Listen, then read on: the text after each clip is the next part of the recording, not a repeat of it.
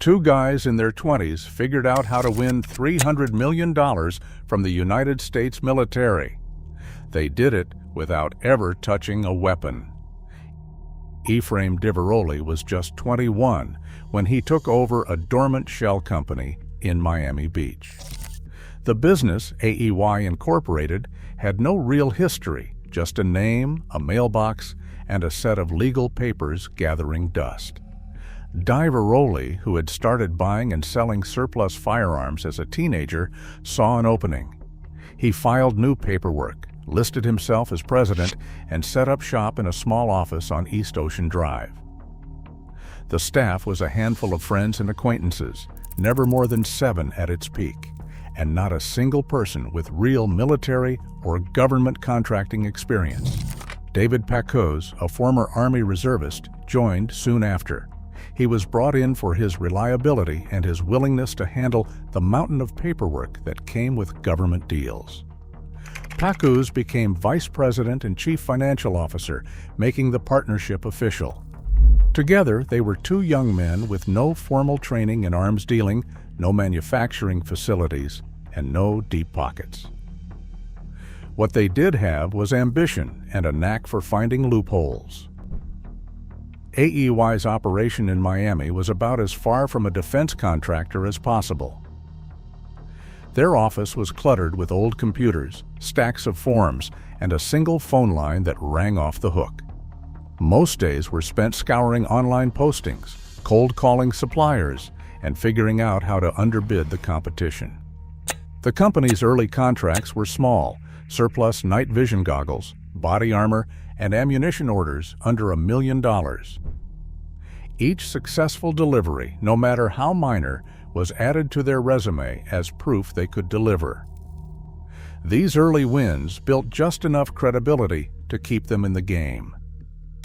Neither Diveroli nor Packouz had ever set foot on a battlefield. They were outsiders, average guys in their 20s who saw the Pentagon's open-door policy for what it was, an invitation. All it took was the right paperwork, a registered business, and the nerve to play by rules few others bothered to read. With AEY officially in business, the next step was to find a way to compete with giants. That meant turning to the government's newly digitized bidding system, a place where, for the first time, anyone with an internet connection could chase multi-million-dollar contracts. FedBizOps.gov changed the game for military contracts. Instead of secretive deals behind closed doors, the Pentagon started posting nearly every opportunity online. Anyone with a registered business and a steady internet connection could scroll through listings worth thousands, sometimes millions, of dollars. The only real requirements were to fill out the forms, provide a DUNS number, and complete the system for award management registration. There were no interviews, no in-person inspections, and no need to prove you had ever handled so much as a single bullet. For Efraim Diveroli and David Packouz, this was an open invitation. Sitting in their cluttered Miami office, they could download solicitation PDFs, scan the technical requirements, and submit bids electronically, often undercutting established defense giants by margins that made contracting officers take notice. The government's vetting process relied almost entirely on uploaded documents and self-reported past performance. As long as the paperwork looked right and the numbers added up, the system would greenlight a bid. This digital Wild West meant that experience, infrastructure, and reputation mattered less than speed and paperwork. AEY's early contracts, tiny by Pentagon standards, proved that the process worked. Each successful delivery, no matter how small, became a credential. Their resume grew with every fulfilled order, and the portal kept serving up bigger targets. The real surprise was not that two 20-somethings could get in the door. It was that no one seemed to care how little they knew about the business of war. In this new era of procurement, ambition, and a fast internet connection could go a long way. The next step was simple: keep winning, keep scaling up, and see just how far the loophole would take them. The Pentagon's online portal kept serving up bigger targets, but nothing compared to what landed in 2007. AEY Inc., barely more than a handful of 20-somethings in a cramped Miami office, won a contract worth $298 million. The deal, officially titled an Indefinite Delivery, Indefinite Quantity Agreement, called for an open-ended supply of small arms ammunition to the Afghan National Army.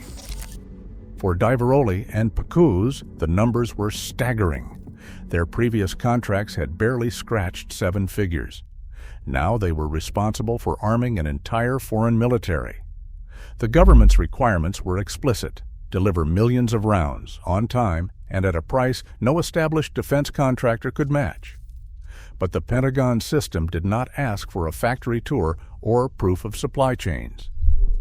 The paperwork was in order, the bid was the lowest, and that was enough. With one digital signature, AEY was suddenly on the hook for a mega contract that dwarfed anything they had ever imagined. The scramble to source that much ammunition was about to test every shortcut, every workaround, and every ounce of nerve they had. With a $298 million contract to fulfill and no way to source that much ammunition in the United States, AEY turned to the shadowy world of Eastern European arms brokers.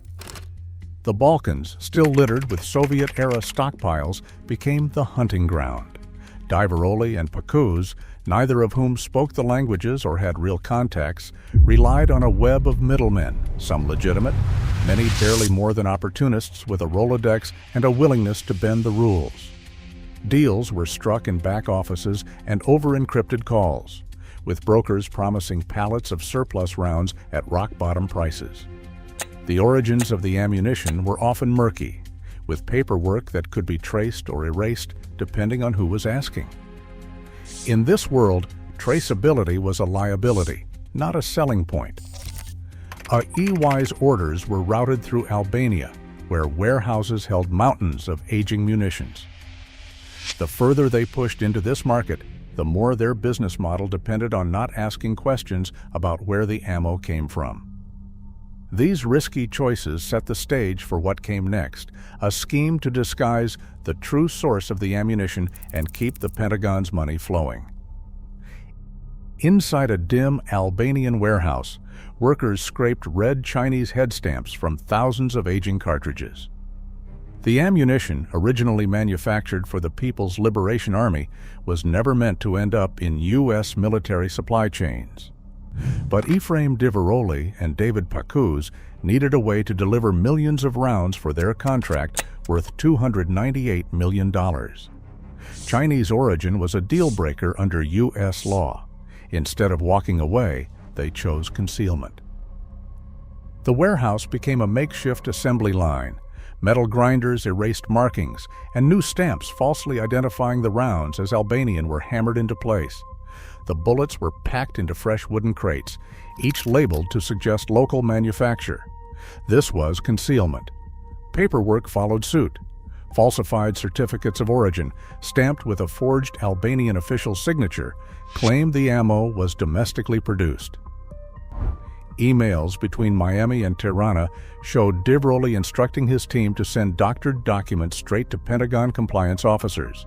No one at AEY ran ballistics tests or checked for corrosion.